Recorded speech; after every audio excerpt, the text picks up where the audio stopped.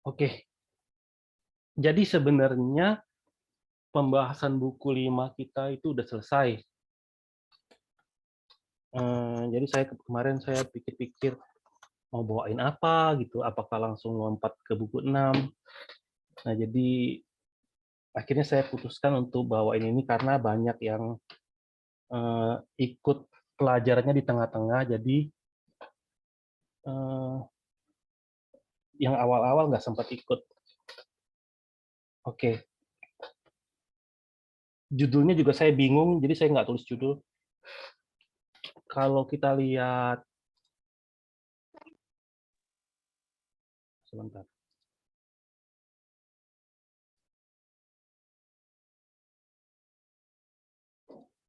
Oh, nggak bisa. Oh ya, bisa.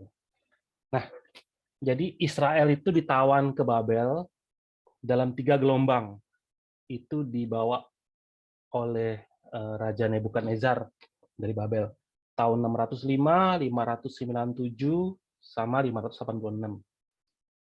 Lalu mereka pulang kembali pun dalam 3 periode. Itu di pemerintahan Raja Persia.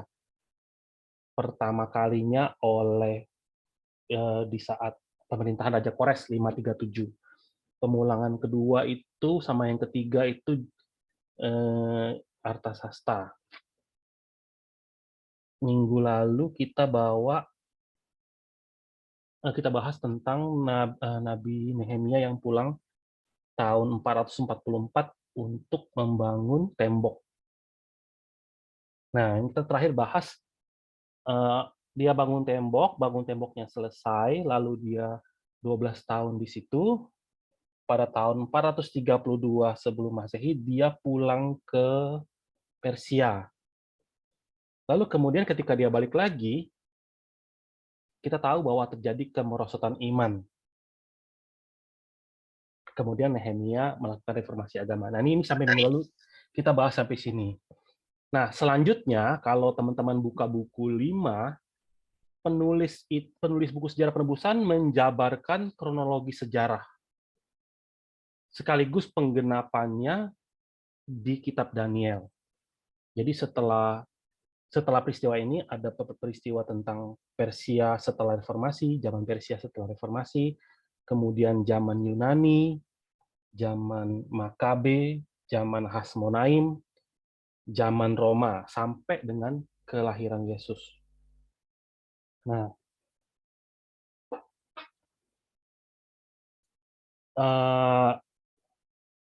teman-teman nanti tolong baca bukunya, karena kita perlu tahu sejarah dunianya seperti apa, karena itu penting sekali buat kita belajar buku 6 tentang imam besar. Nah, tapi hari ini semuanya saya lewatin, nanti kita bahas ini di buku 6. Jadi kita akan lompat langsung ke zaman Yesus. Ke zaman Yesus Kristus ya. Ada beberapa poin penting yang akan kita bahas. Yang pertama, nama. Yesus Kristus. Kalau bahasa Yunaninya tuh yaitu Yesus. Yesus Kristus. Ada beberapa aliran yang menolak menggunakan kata ini, Yesus, karena katanya bahasa Yunani nggak sah. Kalau bahasa Ibraninya Yesua atau Yashua. Kristus kan Mesias kan, Masyah. Sebenarnya ada imbuhan H di situ, Yashua HaMasyah. Itu semua sama artinya, Yesus Kristus, Yeshua HaMasyah, Yesus Kristus. Itu artinya sama. Yeshua itu dari kata Yahweh dan Yasa, artinya Tuhan menyelamatkan. Kalau baca di Matius, karena ia menyelamatkan umatnya dari dosa. Nah, arti dari Mesias atau Kristus itu tuh yang diurapi.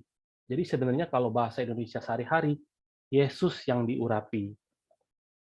Ada 3 yang diurapi, nabi, raja, sama imam. Nah, Yesus itu diakui sebagai 3 sosok ini. Sebagai raja kita, sebagai imam kita, dan sebagai nabi kita. Nah, hari ini kita akan lihat beberapa nubuat tentang kelahiran Yesus. Sebenarnya banyak sekali nubuat tentang kelahiran Yesus. Tapi untuk keperluan pembahasan kita malam ini, saya hanya akan bawa 2. Yang pertama itu di Mika 5 ayat 1. Tetapi engkau, hai Betlehem Efratah, hai yang terkecil di antara kaum-kaum Yehuda, daripadamu akan bangkit bagiku seorang yang akan memerintah Israel, yang permulaannya sudah sejak purbakala, sejak dahulu kala. Ini nubuat yang pertama. Yang kedua, Hosea 11 ayat 1. Ketika Israel masih muda, kukasihi dia, dan dari Mesir kupanggil anakku itu. Ini ya, nah, kalau dibaca di Hosea itu, memang ini secara luar ngomongin umat Israel, tapi sebenarnya ini juga nubuat tentang Yesus. Nah, dari dua nubuat ini, bagaimanakah dua nubuat ini digenapi dalam sejarah? Kita lihat ya, Matius 2 ayat 1. Sesudah Yesus dilahirkan di Bethlehem di tanah Yudea pada zaman Raja Herodes, datanglah orang-orang Majus dari timur ke Yerusalem dan bertanya-tanya, di manakah dia, raja orang Yahudi yang baru dilahirkan itu? Kami telah melihat bintangnya di timur dan kami datang untuk menyembah dia.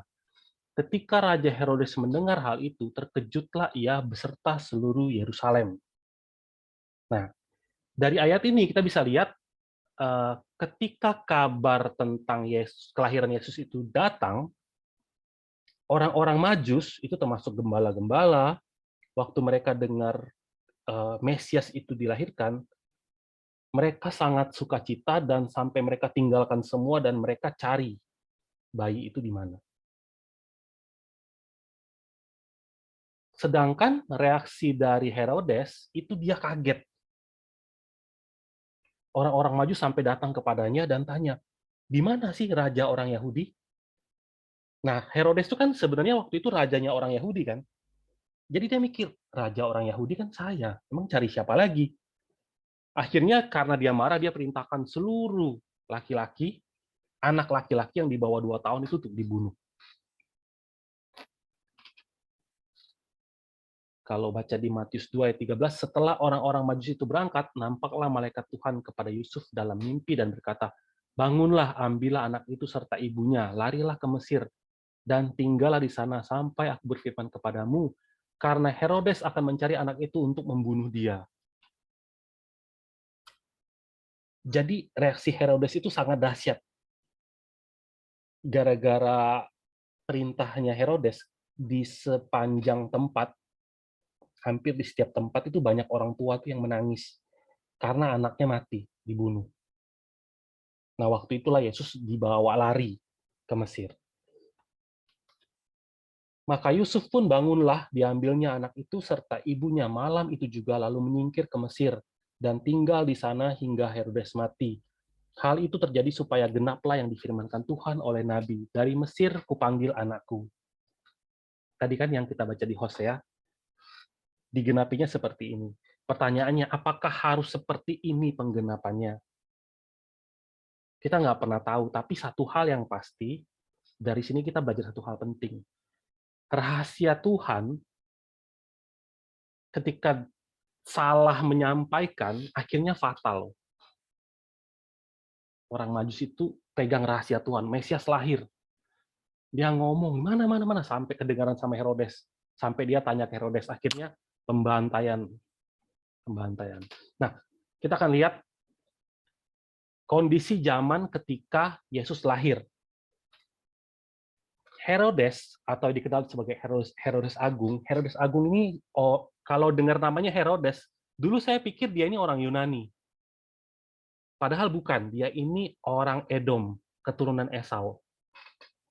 Di zaman itu, banyak orang Israel atau orang-orang Palestina yang merubah namanya menjadi nama-nama Yunani, bergaya Yunani.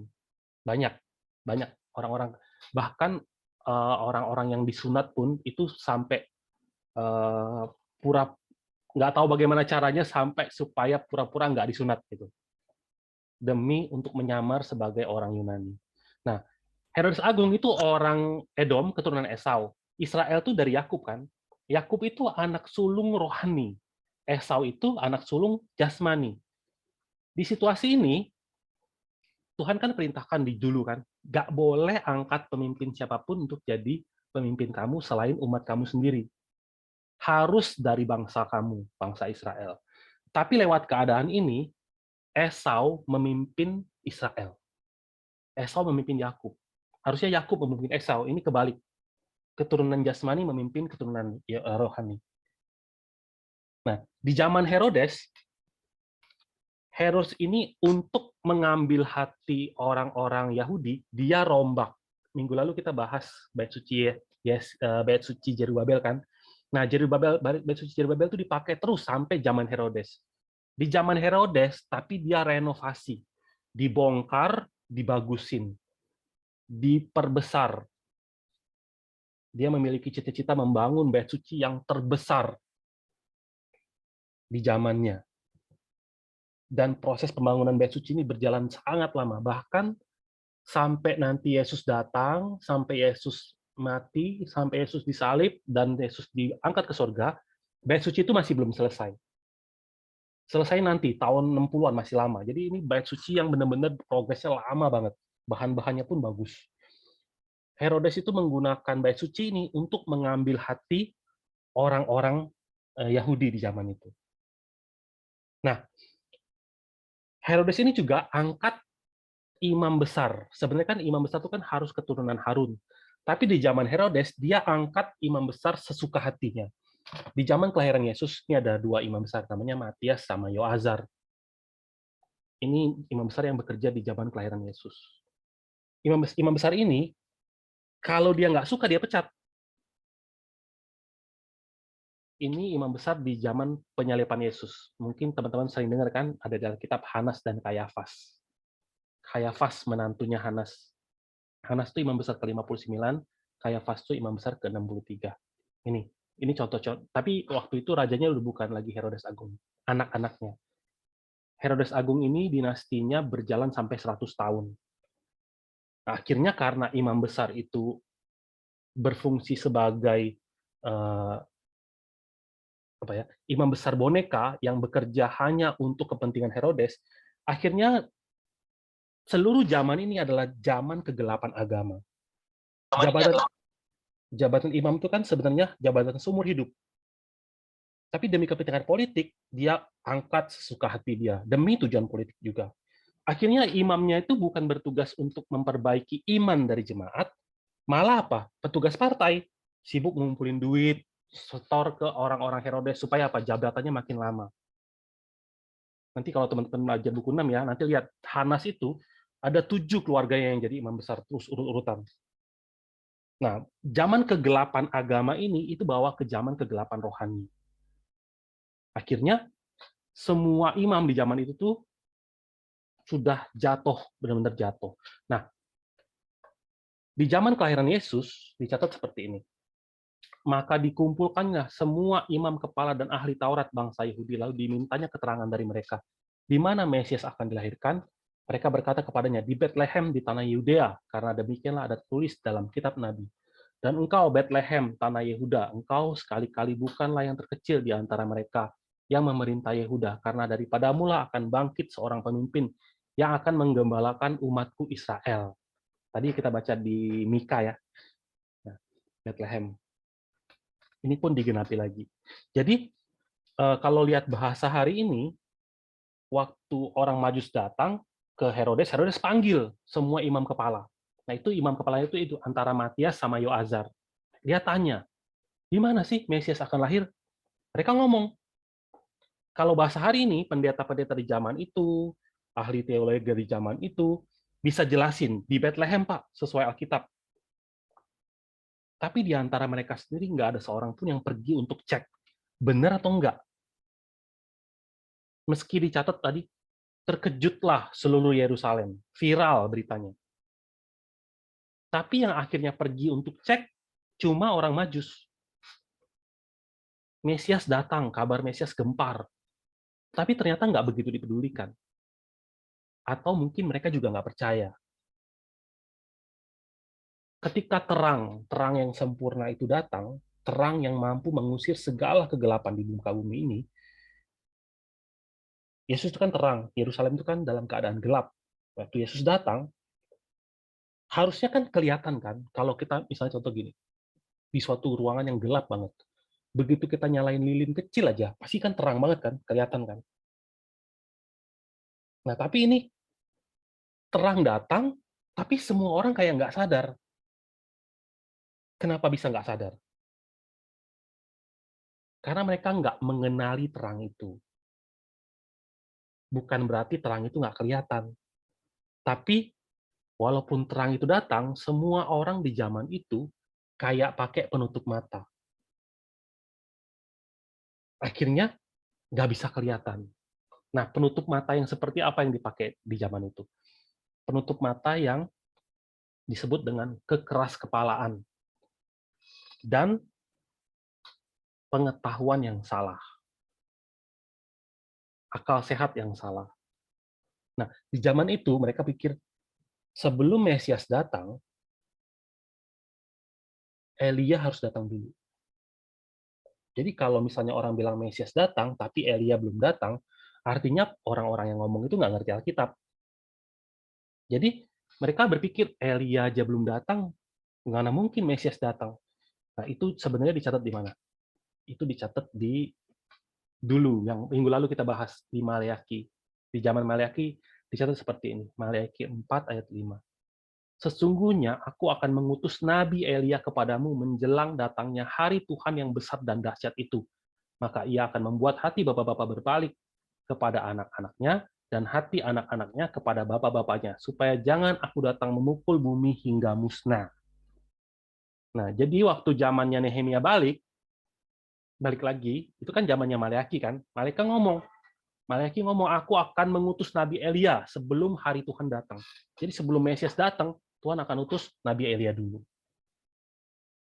Nah, jadi di Perjanjian Lama, kalau kita bahas, kita udah bahas dari buku 1 ya, kita udah lihat berapa banyak Tuhan mempersiapkan dan mengirim nabi-nabi, pada akhirnya kan untuk mengutus Mesias kan. Tapi seperti yang teman-teman ketahui, semakin banyak sekali Allah bekerja, tapi bahkan sampai minggu lalu pun di zaman Nehemia seperti apa? Kelakuan umatnya seperti apa? Gaji Lewinya nggak dibayar, ya kan? Sabat nggak dijaga. Kalau Nabi Maleaki tulisnya apa? Kamu membawa roti cemar ke atas mezbaku. Sampai dibilang begitu. Apabila kamu membawa seekor binatang buta untuk dipersembahkan, mempersembahkan binatang buta, binatang timpang, binatang sakit dipersembahkan. Apalagi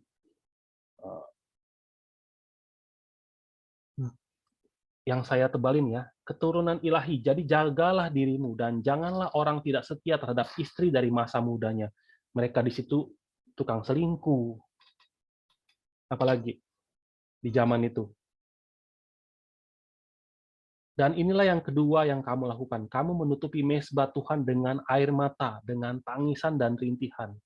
Oleh karena ia tidak lagi berpaling kepada persembahan dan tidak berkenan menerimanya dari tanganmu. Di zaman itu tuh semua orang tuh sedih, merintih. Mereka menipu Allah dengan tidak memberikan persembahan-persembahan yang seharusnya sudah milik Allah. Jadi, ketika Tuhan cek iman jemaat di zaman Nabi Maleaki, Tuhan lihat jemaat ini nggak siap untuk kedatangan Mesias. Persembahan mereka kasih cacat. Banyak hal, hati mereka tuh nggak siap. Oleh karena itu Tuhan bilang apa? Aku akan kasih kamu satu nabi lagi, Nabi Elia. Karena apa? Karena persembahan kamu tuh dan ibadah kalian tuh formalitas. Nggak ada ibadah yang sebenarnya. Akhirnya Tuhan bilang, aku akan mengirim seorang nabi, Nabi Elia lagi. Elia akan datang dulu sebelum Tuhan datang. Nah, Nabi Elia ini kan dikatakan tahun 432 sekitar kan. Nabi Elia itu tahun 800-an. Berarti udah 400 tahun yang lalu mereka udah 400 tahun yang lalu mereka tahu cerita tentang Elia. Dan Elia itu mereka tahu Elia itu diubah di Sungai Yordan. Nah, dari zaman perintah ini, dari zaman Maleaki ngomong ini 432 ke zamannya Yesus itu sudah berlalu 400 tahun. Jadi dari zaman Maleakhi ngomong, 400 tahun lagi sudah berlalu di zaman Yesus. Dan mereka semua bawa firman ini. Ngertinya begini, oh nanti sebelum Mesias datang, Elia harus datang dulu. Nah, Elia itu seperti apa? Kalau kita baca di 2 Raja-Raja 1 ayat 8, jawab mereka kepadanya, seorang yang memakai pakaian bulu dan ikat pinggang kulit terikat pada pinggangnya, maka berkatalah ia, itu Elia orang Tisbe. Elia itu ciri-ciri luarnya tuh seperti ini, pakai pakaian bulu, pakai ikat pinggang kulit, ya kan? Dan ketika dia diangkat ke sorga, peristiwanya dicatat di 2 Raja-Raja 2 ayat 6. Berkatalah Elia kepadanya, baiklah tinggal di sini, sebab Tuhan menyuruh aku ke sungai Yordan. Jawabnya, demi Tuhan yang hidup, dan demi hidupku sendiri, sesungguhnya aku tidak akan meninggalkan engkau. Lalu berjalanlah keduanya. Jadi ayat 11, sedang mereka berjalan terus sambil berkata-kata, tiba-tiba datanglah kereta berapi dengan kuda berapi, memisahkan keduanya. Lalu naiklah Elia ke surga dalam angin badai. Nah ini 2 ayat yang bercerita tentang Elia. Pakaiannya dan bagaimana dia diangkat ke surga.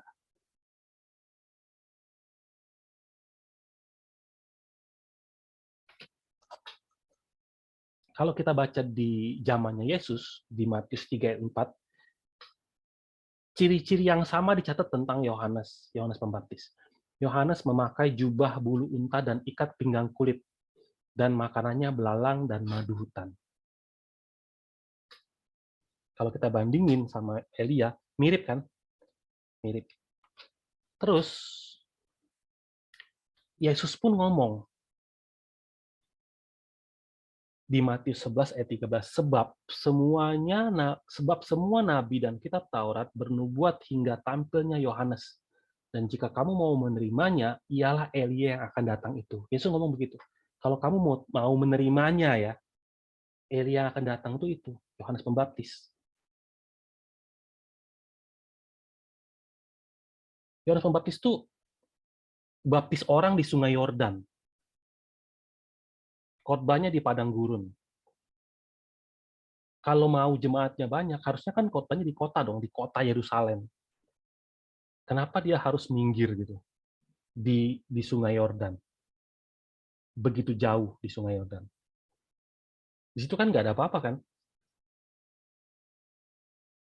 Dia bekerja di situ untuk kasih tahu. Dulu kan Elia tuh diangkatnya di sini loh. Pakai pakaian kulit, diangkat seperti itu. Sekarang aku dengan pakaian sama, aku lagi baptis di sini. Supaya orang tuh ngeh, oh ini nih, jangan-jangan ini dia nih yang dulu Tuhan ngomong nih.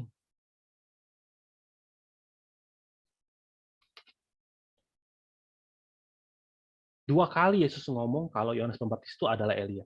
Lalu murid-muridnya bertanya kepadanya, kalau demikian, mengapa ahli-ahli Taurat berkata bahwa Elia harus datang dahulu? Jawab Yesus, memang Elia akan datang dan memulihkan segala sesuatu. Dan aku berkata kepadamu, Elia sudah datang, tetapi orang tidak mengenal dia dan memperlakukannya menurut kehendak mereka. Demikian juga anak manusia akan menderita oleh mereka. Pada waktu itu, mengertilah murid-murid Yesus bahwa ia berbicara tentang Yohanes Pembaptis. Jadi Yesus ngomong, Yohanes Pembaptis itu Elia. Nah, kalau kita baca lagi nubuat yang dikatakan kepada Nabi Maleakhi, sesungguhnya aku akan mengutus Nabi Elia kepadamu menjelang datangnya hari Tuhan yang besar dan dahsyat itu. Maka ia akan membuat hati bapak-bapak berbalik kepada anak-anaknya dan hati anak-anak kepada bapak-bapaknya. Supaya jangan aku datang memukul bumi hingga musnah. Nah, ini ayat yang diberikan kepada papanya Yohanes. Lukas 1 ayat 17. Dan ia akan berjalan mendahului Tuhan dalam roh dan kuasa Elia untuk membuat hati bapak-bapak berbalik kepada anak-anaknya dan hati orang-orang durhaka kepada pikiran orang-orang benar. Dan dengan demikian menyiapkan bagi Tuhan suatu umat yang layak baginya. Mirip kan sama yang di Maleakhi? Dia akan mendahului Tuhan. Diratakan jalannya. Nah, jadi apakah Yohanes Pembaptis itu Elia? Bukan. Kenapa? Karena Elia itu kan sudah naik ke sorga, udah diubah. Dan Elia yang sudah diubah itu nggak turun lagi ke bumi. Tapi Yohanes Pembaptis ini datang dengan roh dan kuasa Elia. Datang dalam roh kuasa Elia. Bukan Elia itu sendiri, tapi roh dan kuasa Elia. Nah, ketika Yohanes Pembaptis datang, dia memiliki tugas. Tugasnya itu mempersiapkan jalan, kan? Makanya dicatat di Lukas 1 ayat 75. Dalam kekudusan dan kebenaran di hadapannya seumur hidup kita. Dan engkau, hai anakku, akan disebut Nabi Allah yang Maha Tinggi, karena engkau akan berjalan mendahului Tuhan untuk mempersiapkan jalan baginya. Ini. Jadi, sesuai dengan apa yang dikatakan Nabi Maliaki, Yohanes datang untuk mempersiapkan jalan baginya. Di mana hati di zaman itu yang tinggi harus diratakan. Orang yang rendah, hatinya terlalu rendah, minder harus diangkat. Supaya hatinya tuh rata, jalannya rata. Meratakan. Kenapa? Karena sang penabur benih itu udah mau datang. Harus siapin tanahnya. Untuk memberikan kepada umatnya pengertian akan keselamatan yang berdasarkan pengampunan dosa-dosa mereka. Agar orang-orang itu bisa menerima pengampunan dosa. Jadi tugas Yohanes itu menghimbau agar orang-orang bertobat dan menerima pengampunan dosa. Nah, untuk bisa bertobat, manusia itu harus sadar hukum. Setelah sadar hukum, baru sadar apa itu dosa. Baru bisa bertobat. Oh, sadar berdosa, makanya bertobat. Oh, aku sekarang sadar, aku benar-benar perlu pengampunan dosa. Akhirnya, dengan datang ke hadapan Yohanes, memberikan diri mereka dibaptis, itu mereka mengaku, kami ini orang berdosa, dan kami mau bertobat. Kami mau berbalik dari jalan-jalan kami yang jahat. Dan Yohanes ngomong, oke, nah yang aku lakukan, ini tanda. Aku membaptis kamu dengan air sebagai tanda pertobatan, tetapi ia yang datang kemudian daripadaku lebih berkuasa daripadaku, dan aku tidak layak melepaskan kasutnya, ia akan membaptis kamu dengan Roh Kudus dan dengan api. Dan Yesus ngomong, aku lakukan ini dengan air, ini tanda pertobatan, tapi nanti ketika Mesias datang, ia akan membaptis kamu dengan Roh Kudus dan dengan api. Tapi prinsipnya sama. Aku baptis kamu dengan air, tanda bahwa kamu memiliki ketetapan hati untuk bertobat. Jadi disuruh mengambil ketetapan hati dulu untuk bertobat sebelum dibaptis. Nah, waktu Farisi datang, tetapi waktu itu ia melihat banyak orang Farisi dan orang Saduki datang untuk dibaptis. Kalau saya cek ke bahasa aslinya dan bahasa terjemahan lain, itu dijelaskan. Jadi mereka itu bukan datang untuk dibaptis, tapi datang ke tempat pembaptisan. Nanti teman-teman bisa cek ya ke bahasa aslinya sama ke bahasa-bahasa yang lain. Orang Farisi dan orang Saduki datang ke tempat pembaptisan. Waktu itu mereka dikatakan, "Hei, ular beludak, ngapain kalian datang ke sini inspeksi ya? Kalian pikir kalian itu tidak akan kena penghakiman karena kalian itu sudah kudus, umat kudus Allah, nggak ada dosa." Hukum Taurat yang diberikan dari zaman dahulu sampai ke kalian hari ini bukannya untuk dipakai supaya mengerti, tapi akhirnya dipakai untuk menghakimi orang lain. Nggak sadar kalau bahwa dalam diri kalian itu ada dosa. Akhirnya diajak bertobat pun nggak bisa bertobat, nggak mau bertobat, dan nggak tahu mau bertobat apa. Nah, jadi kalau kita introspeksi ke dalam diri kita ya, kalau kita hidup di zaman itu, jika kita tidak memiliki hati yang senantiasa ingin bertobat, ketemu pun nggak akan sadar kalau itu Mesias. Kenapa? Karena Mesias pun akan membaptis. Kalau nggak perlu dibaptis, ngapain datang?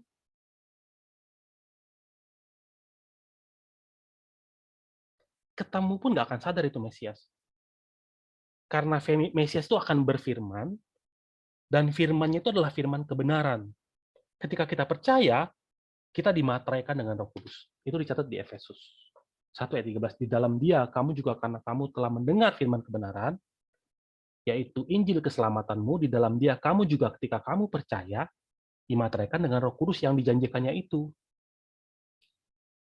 Tapi kalau kita nggak memiliki hati yang mau bertobat, nggak akan datang dan nggak akan mau dengerin firman.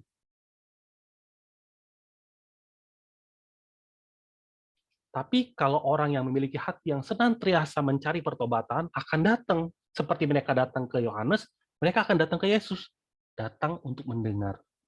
Akhirnya bisa dimateraikan dengan Roh Kudus. Di zaman itu, dicatat seperti ini. Yang dimaksudkannya ialah roh yang akan diterima oleh mereka yang percaya kepadanya, sebab roh itu belum datang karena Yesus belum dimuliakan. Di zaman itu nggak ada yang terima Roh Kudus. Karena mereka nggak percaya Yesus. Walaupun Yesus ngomong, di Yohanes 10 ayat 30, aku dan Bapa adalah satu. Tapi selama Yesus di bumi ini, ada nggak yang tahu dia itu Bapa? Allah Tritunggal kan dia kan. Ada nggak yang tahu dia Bapa? Nggak ada yang tahu. Tapi nanti setelah dia mati, dia bangkit, dia naik ke sorga, baru Roh Kudus turun di hari Pentakosta. Kalau dicatat di Mazmur, berilah kepada Tuhan kemuliaan namanya, sujudlah kepada Tuhan dengan berhiaskan kekudusan. Karena orang nggak pernah kenalin dia, hanya panggilnya apa? Guru, Tuan, paling top anak Allah. Kamu kan anak Allah. Tapi Yesus ngomong, sebab anak manusia akan datang dalam kemuliaan Bapaknya, diiringi malaikat-malaikatnya. Pada waktu itu, ia akan membalas setiap orang menurut perbuatannya. Tapi Yesus ngomong, memang kali ini tidak dapat diberikan kemuliaan Bapa, karena orang nggak kenal. Tapi anak manusia itu akan datang dalam kemuliaan Bapaknya. Waktu itu akan terjadi. Pada kedatangan pertama nggak terjadi. Tapi di akhir zaman, ia akan menerima kemuliaan itu. Nah, ketika Yesus ada di bumi ini, beberapa kali dia mencoba menjelaskan dirinya itu, ya itu Bapa. Contohnya, Yohanes 10 ayat 30, aku dan Bapa adalah satu. Sekali lagi orang-orang Yahudi mengambil batu untuk melempari Yesus. Kata Yesus kepada mereka, banyak pekerjaan baik yang berasal dari Bapakku yang kuperlihatkan kepadamu. Pekerjaan manakah di antaranya yang menyebabkan kamu mau melempari aku? Banyak hal, peristiwa-peristiwa yang terjadi ketika Yesus mencoba menyampaikan. Tapi marah mereka mau ambil batu dalam lemparin Yesus. Kamu kan manusia. Masa kamu samain diri kamu sama Tuhan? Kalau nggak percaya, gimana mau dengerin? Gimana mau terima Roh Kudus kan? Nah, pertanyaannya, kenapa begitu sulit untuk orang Israel di zaman itu menerima Yesus sebagai Mesias? Salah satunya tuh karena mereka nggak kenal Elia, yang adalah Yohanes Pembaptis. Tugasnya Yohanes Pembaptis itu kan buka jalan, mempersiapkan jalan bagi Yesus. Bersaksi tentang Yesus. Kayak promotor, kalau dalam tinju itu promotor, di sudut kanan gitu, promotor. Kalau mereka kenal promotornya, kenal Yohanes Pembaptisnya, mereka akan sadar kalau yang diperkenalkan oleh Yohanes Pembaptis itu Yesus. Dan pertanyaannya, kenapa mereka nggak kenal Yohanes Pembaptisnya? Kenapa mereka nggak kenal Elianya? Karena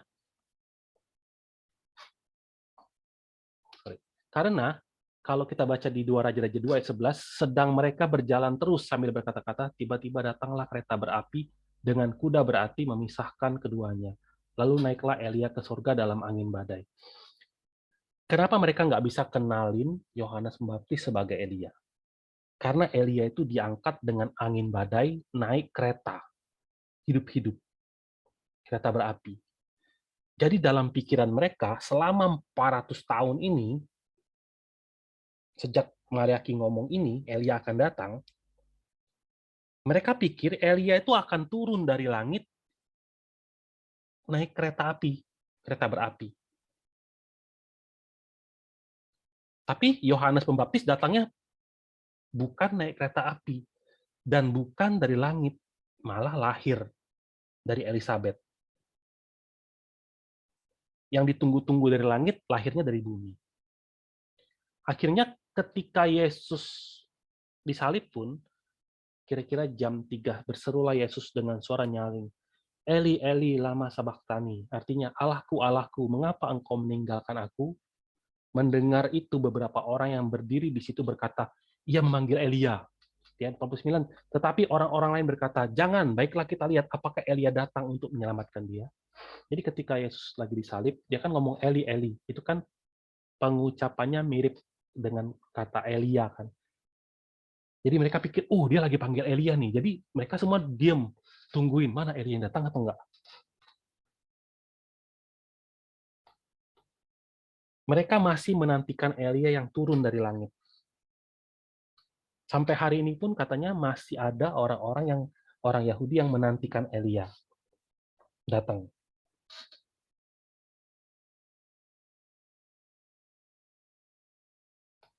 Mereka nggak kenalin Elianya. Yohanes Pembaptis itu mereka nggak kenal. Makanya murid-murid pun nggak tahu kan. Murid-murid juga tanya. Katanya Elianya harus datang dulu. Lalu murid-muridnya bertanya kepadanya, mengapa ahli-ahli Taurat berkata bahwa Elia harus datang dulu? Dan aku berkata kepadamu, Elia sudah datang, tetapi orang tidak mengenal dia. Memperlakukannya menurut kehendak mereka. Demikian juga anak manusia akan menderita oleh mereka.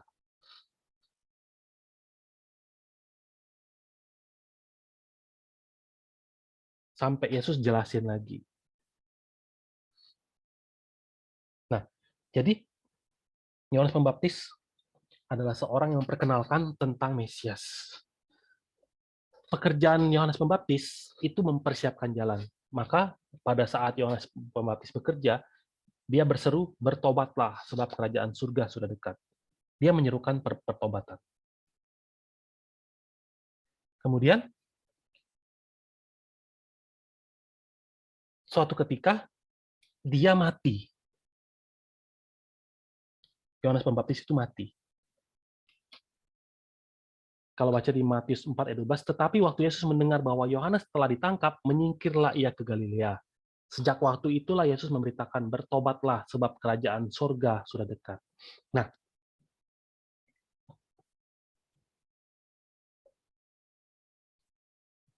kesuksesan dan kegagalan Mesias itu sebenarnya promotornya Yohanes Pembaptis itu memegang peranan penting. Seharusnya Yohanes itu beritakan tentang pertobatan sambil memperkenalkan Mesias, terus jaga dan fokus pada tugasnya dia. Tapi kalau kita baca di Alkitab, suatu ketika dia mulai alih perhatian. Bukannya dia mengorbankan pertobatan, dia malah tegur Herodes. Waktu itu Herodes ambil istri adiknya. Dia protes, dia tegur Herodes. Akhirnya ditangkap. Dia tegur, kalau Herodes bertindak nggak benar, bagaimana rakyat bisa benar? Kalau rajanya nggak benar, gimana rakyatnya bisa benar? Tapi akhirnya apa? Dia ditangkap, masuk penjara. Secara dunia dia kelihatan hebat. Dia ini hebat, berani, punya iman martir, bisa menegur orang. Tapi kan tugas dia bukan itu. Tugas dia itu kan dalam kekudusan seumur hidupnya mempersiapkan jalan bagi Yesus. Bukannya fokus pada tugasnya, dia malah apa? Ngerjain hal yang aneh-aneh. Nah, waktu awal pekerjaan Yesus, Yesus kan datang ke tempatnya Yohanes. Maka datanglah Yesus dari Galilea ke Yordan kepada Yohanes untuk dibaptis olehnya. Tetapi Yohanes mencegah dia, katanya, akulah yang perlu dibaptis olehmu, dan engkau yang datang kepadaku. Ditanya seperti itu. Kok kamu yang datang kepadaku? Di seluruh Yerusalem, ketika orang-orang mau bertobat, itu mahal. Bayarnya, kalau kita bawa duit ke Bait Suci, nanti di Bait Suci itu disuruh tukar, kayak money changer, ditukar, itu diuntungin sama orang Bait Suci. Habis itu disuruh beli binatang-binatang yang di Bait Suci, untuk dipersembahkan hanya orang Bait Suci yang tahu. Jadi itu akhirnya karena mereka korup, perlu uang banyak sekali untuk bertobat, untuk bayar eh, korban persembahan. Tapi bagi Yohanes, dia bilang gratis, kalian datang ke sini gratis, tinggal pakai air doang, gratis.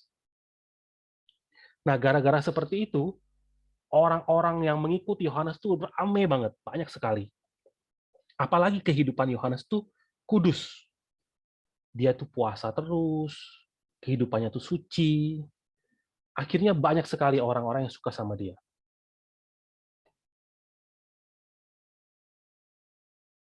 Tapi Yohanes ini, ketika Yesus datang, dia tanya, dia sangat rendah hati sekali, dia bilang, kan aku yang perlu dibaptis olehmu, tapi kok engkau yang datang kepadaku? Nah, tapi kan ketika Yesus dibaptis oleh Yohanes, ada burung merpati turun, kasih lihat, inilah anakku yang kukasih, kepadanya aku berkenan. Itu sebagai suatu tanda, tanda bagi Yohanes. Maka ketika Yohanes memberitakan tentang pertobatan, imannya itu makin kuat. Contohnya, seperti yang dicatat di Yohanes 1 ayat 29. Pada keesokan harinya, Yohanes melihat Yesus datang kepadanya dan ia berkata, lihatlah anak domba Allah yang menghapus dosa dunia. Dialah yang kumaksud ketika kukatakan, kemudian daripadaku akan datang seorang yang telah mendahului aku, sebab dia telah ada sebelum aku, dan aku sendiri pun mula-mula tidak mengenal dia.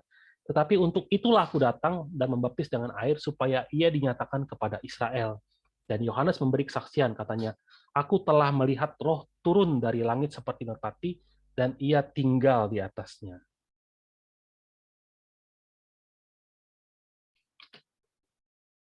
Dan ketika ia melihat Yesus lewat, ia berkata, lihatlah anak domba Allah. Kedua murid itu mendengar apa yang dikatakannya, lalu mereka pergi mengikuti Yesus. Nah, jadi lewat kesaksian Yohanes, dua muridnya Yohanes itu pergi ikutin Yesus. Hebat kan? Itu fungsinya Yohanes, memperkenalkan Yesus, bersaksi tentang Yesus. Jadi kalau Yohanes terus-terusan fokus pada tugasnya, akhirnya Yesus bisa bersaksi dan berperan sebagai Mesias. Tapi ketika Yohanes mulai menegur-negur Herodes dan akhirnya ditangkap, tugas yang menyampaikan bertobatlah kerajaan sudah dekat, yang harusnya tadinya Yohanes yang kerjain, nggak bisa lagi, udah nggak ada lagi orang yang kerjain. Akhirnya siapa yang harus kerjain? Yesus yang harus kerjain. Ibaratnya saksinya udah nggak ada lagi. Satu-satunya orang yang harusnya bersaksi tentang Yesus ditangkap. Akhirnya dia harus jadi saksi lagi. Karena dia jadi saksi, akhirnya berat bagi Yesus untuk melakukan pekerjaan Mesias. Masa dia saksinya, dia Mesiasnya juga? Berat kan? Dia harus ambil alih tugas bersaksi. Pekerjaan Tuhan tuh jadi terhambat. Dia nggak bisa bilang, aku adalah kerajaan sorga. Dia malah yang ngomong, bertobatlah, kerajaan surga sudah dekat. Harusnya tuh Yohanes yang ngomong. Nah, dari sekian banyak orang, cuman dua yang ikut Yesus. Padahal dia banyak sekali pengikutnya. Dan kalau kita lihat, sesudah itu Yesus pergi dengan murid-muridnya ke tanah Yudea dan ia diam di sana bersama-sama mereka dan membaptis. Akan tetapi Yohanes pun membaptis juga di Ainon, dekat Salim, sebab di situ banyak air dan orang-orang datang ke situ untuk dibaptis. Yesus, setelah diperkenalkan tentang Yesus, kalau Mesiasnya sudah datang, bawalah semua orang ke Mesias. Ini loh Mesiasnya yang aku saksikan tuh, ini loh orangnya. Tapi Yesus baptis di sini, dia baptis juga di tempat lain. Kayak ada suatu hal yang aneh. Dan kemudian ketika dia ditangkap, di dalam penjara, Yohanes mendengar tentang pekerjaan Kristus. Lalu menyuruh murid-muridnya bertanya kepadanya, "Engkaukah yang akan datang itu, atau haruskah kami menantikan orang lain?"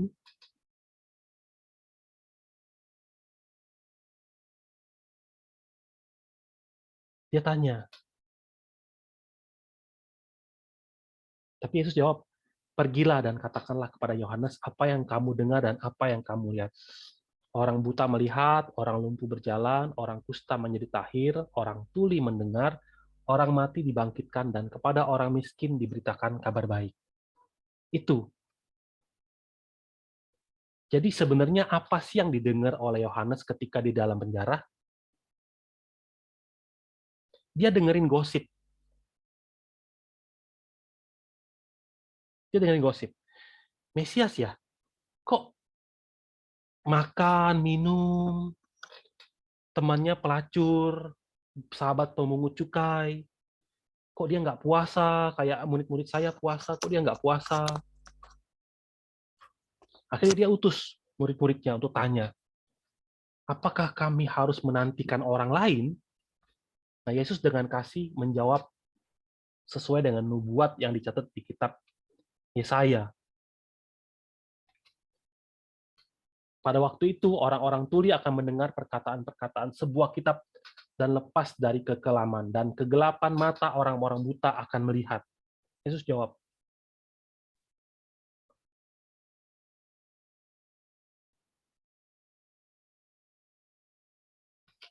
terus Yesus sampaikan lagi ke murid-muridnya Yohanes. Berbahagialah orang yang tidak menjadi kecewa dan menolak aku. Itu peringatan keras bagi Yohanes. Dan setelah murid-murid Yohanes pergi, Yesus ngomong, karena Yohanes datang, ia tidak makan, tidak minum, dan mereka berkata, ia kerasukan setan. Kemudian anak manusia datang, ia makan dan minum, dan mereka berkata, lihatlah, ia seorang pelahap dan peminum, sahabat pemungut cukai, dan orang berdosa. Tetapi hikmat Allah dibenarkan oleh perbuatannya. Yesus jelasin, kalau kalian lihat Yohanes, dia nggak makan, nggak minum, kalian nggak mau dengerin, malah kalian ngomongin dia kerasukan setan. Sedangkan anak manusia datang, dia makan minum, kalian ngomongin dia itu rakus, pelahap dan peminum, rakus. Sahabat orang-orang berdosa. Jadi apapun yang dilakukan itu nggak ada yang benar. Tapi yang lebih parah lagi, perkataan-perkataan itu pun diterima oleh Yohanes. Yohanes mulai banding-bandingin. Benar nggak sih dia itu yang aku saksiin? Mesias itu? Kok lain sekali ya kelakuan dia sama kelakuanku?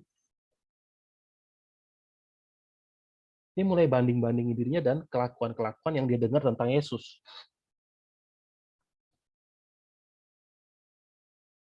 Yesus jelasin lagi. Setelah murid-murid Yohanes pergi, mulailah Yesus berbicara kepada orang banyak itu tentang Yohanes. Untuk apakah kamu pergi ke padang gurun, melihat bulu yang digoyangkan angin kian kemari, atau untuk apakah kamu pergi, melihat orang yang berpakaian halus? Orang yang berpakaian halus itu tempatnya di istana raja. Jadi untuk apakah kamu pergi, melihat nabi? Benar, dan aku berkata kepadamu, bahkan lebih daripada nabi. Aku berkata kepadamu, sesungguhnya di antara mereka yang dilahirkan oleh perempuan tidak pernah tampil seorang yang lebih besar daripada Yohanes Pembaptis. Namun yang terkecil dalam kerajaan sorga lebih besar daripadanya. Yohanes Pembaptis itu suatu hal yang lebih besar, kata Yesus, dari siapapun. Lebih besar daripada semua nabi. Karena Yohanes itu membaptis Yesus loh. Sudah ketemu sama Yesus. Tapi Yohanes kecewa sama Yesus.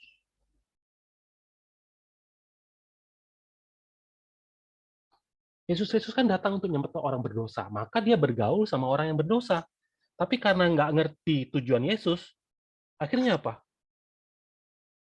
muncul keraguan. Yesus ngomong, sebab semua nabi dan kitab Taurat bernubuat hingga tampilnya Yohanes. Ini loh batasnya tuh Yohanes. Sebelum Yohanes itu semua zaman hukum Taurat. Yesus ngomong. Jadi semua zaman itu, jika demikian apakah yang hendak kita katakan? Apakah hukum Taurat itu dosa? Sekali-kali tidak. Sebaliknya justru oleh hukum Taurat aku telah mengenal dosa. Karena aku juga tidak tahu apa itu keinginan kalau hukum Taurat tidak mengatakan jangan mengingini. Tetapi dalam perintah itu dosa mendapat kesempatan untuk membangkitkan di dalam diriku rupa-rupa keinginan. Sebab tanpa hukum Taurat dosa mati. Dahulu aku hidup tanpa hukum Taurat, akan tetapi sesudah datang perintah itu dosa mulai hidup. Tanpa hukum Taurat, tidak ada yang tahu ada dosa atau enggak. Tapi karena ada hukum Taurat, sadar, oh dosa karena ada keinginan. Dosa itu disadari. Dosa itu disadari kan. Nah, Yohanes itu tuh jadi batas akhir. Karena nggak ada nabi lagi, nggak ada hukum Taurat lagi. Nabi-nabi itu ngajarin semua hukum Taurat itu untuk ngasih tahu tentang dosa. Agar orang bertobat dan akhirnya mengenal Yesus. Mengenal dosa dulu.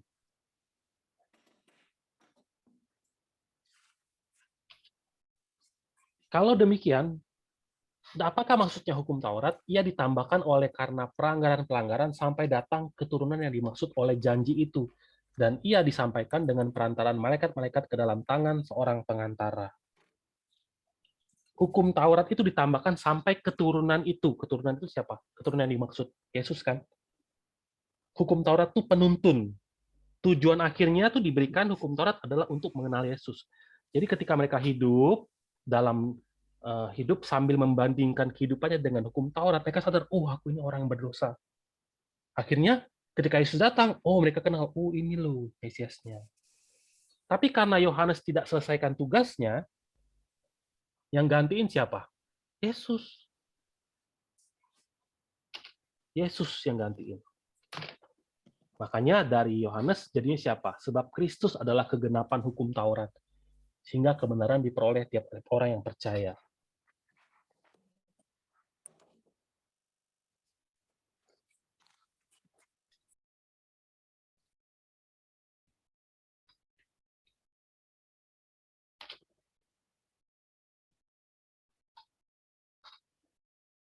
Nah, jadi sampai saat ini kita udah banyak bahas tentang Yohanes Pembaptis.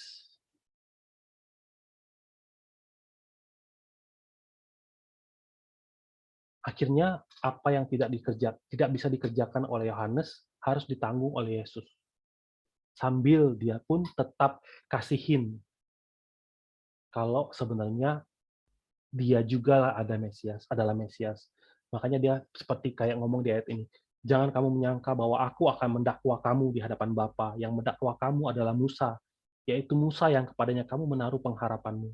Sebab jikalau kamu percaya kepada Musa, tentu kamu akan percaya juga kepadaku, sebab ia telah menulis tentang aku. Tetapi jikalau kamu tidak percaya akan apa yang ditulisnya, bagaimanakah kamu akan percaya akan apa yang kukatakan? Orang-orang, jadi di zaman itu tuh Yesus menanggung tugas membuka jalan kan. Sekali-kali kasihin dia. Aku loh yang sebenarnya diomongin oleh nabi-nabi itu. Orang-orang berbangga hati sebagai pengikut Musa. Tapi mereka benar-benar tidak benar-benar mentaati hukum Taurat. Nanti yang dakwah kamu bukan aku, kata Yesus, Musa.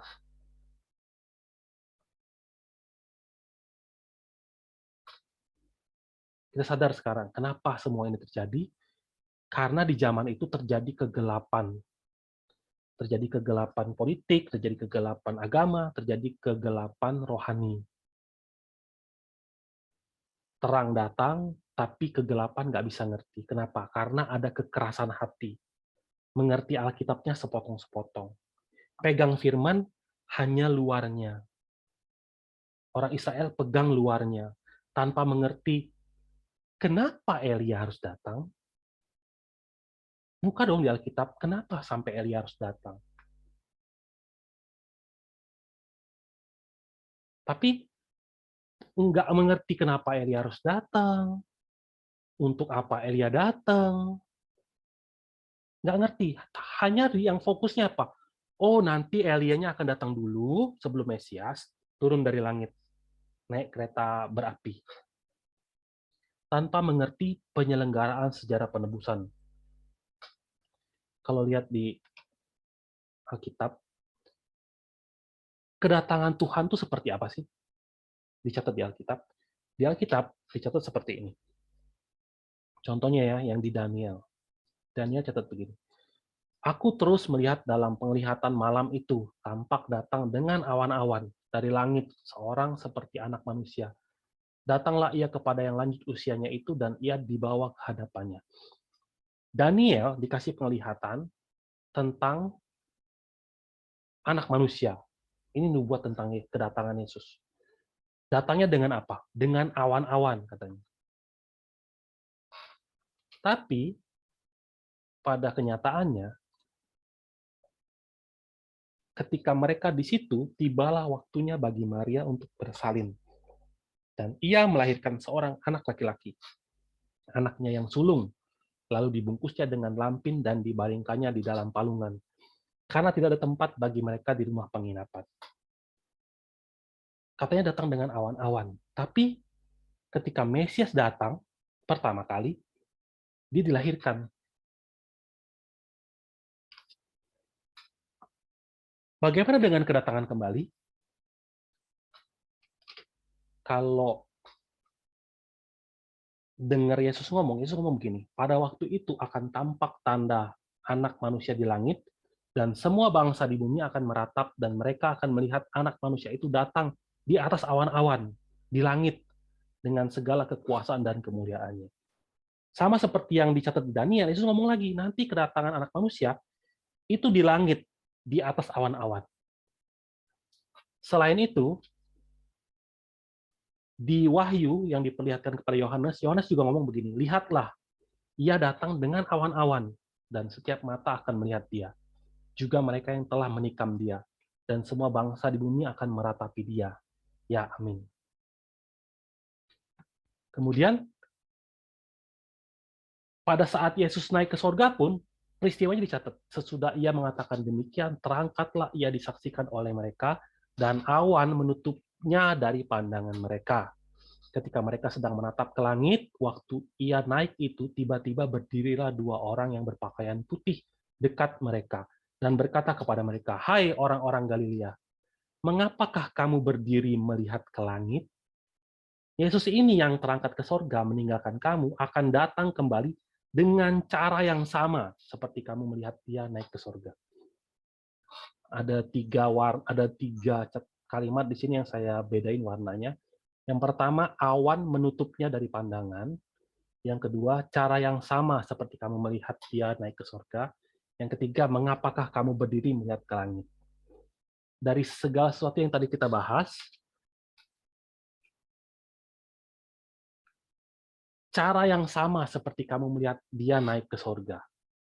Ketika Yesus naik ke surga, Yesus itu ditutupi awan-awan. Lalu tiba di surga kan, gitu ya, nggak kelihatan lagi. Nah, kebanyakan orang itu mengertikannya tuh seperti ini. Yang namanya naik ke surga tuh ini.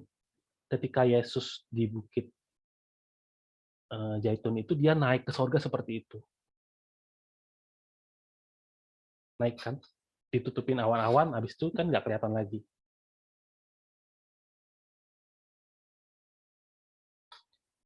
Tapi ketika Yesus ngomong tentang kedatangan kedua, Yesus ngomong begini, sebab sama seperti kilat memancar dari ujung langit ke langit yang satu ke ujung langit yang lain, demikianlah pula. Demikian pula lah kelak halnya anak manusia pada hari kedatangannya. Tetapi ia harus menanggung banyak penderitaan dahulu dan ditolak oleh angkatan ini. Yesus kasih tahu, kalau di kedatangan nanti, walaupun itu kayak kilat, tapi dia tetap, ia itu Yesus ya, ia harus menanggung banyak penderitaan. Kenapa harus menanggung penderitaan kalau dia turun dari langit? Nah, teman-teman tahu kan lagu Ku Jalan ke Tempat Tinggi, makin tinggi. Setiap hari lagu itu menyatakan bahwa kita manusia setiap hari sambil hidup, sambil sedang menuju ke sorga. Memiliki hati yang sedang menuju ke sorga. Cara yang sama seperti kamu melihat dia naik ke sorga, biasanya tuh orang tuh cenderung melihatnya dari nomor 5 ke nomor 6. Itu kan? Bagaimana dengan nomor 1 ke nomor 5? Kehidupan sehari-hari Yesus itu, apakah bukan kehidupan yang sedang menuju ke sorga? Apakah hanya melihat Yesus naik ke sorga itu dari yang nomor 5 ke nomor 6? Lalu cara yang sama seperti dia naik ke sorga itu yang mana? Apa yang mau disampaikan dari ayat ini? Karena kalau pengertian kita salah, nanti bakal sama seperti apa yang dialami oleh orang Israel. Karena pengertiannya salah, pengharapannya salah, semuanya jadi ngaco. Atau apa sih sebenarnya yang mau dikasih tahu lewat ditutupi awan-awan? Karena ketika bicara awan, kita berbicara banyak sekali tentang awan. Marilah kita sama-sama merenungkan peristiwa ini dan menjadi pembelajaran bagi setiap kita dan perenungan bagi setiap kita supaya kita nggak salah menantikan. Pelajaran kita sampai di sini. Ada pertanyaan nggak?